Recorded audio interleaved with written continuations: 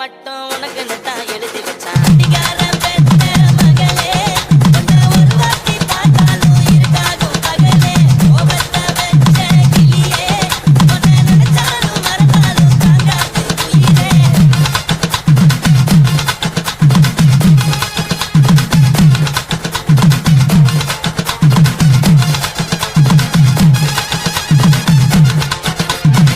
வாய்க்கு ருசியாக சமைச்சு போட்டு என் கண்ணுக்கு குளிராக அழக காட்டி தின கோயிலுக்கு போய் ஒரு சூடம் ஏற்றி என்ன நம்ப வச்சு மோசம் பண்ணிட்டா.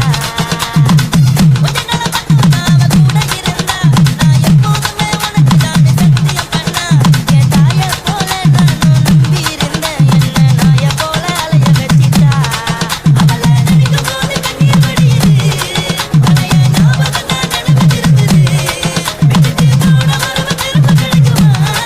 அவளுக்கு என்ன பத்தி நினைப்பு இருக்குமா?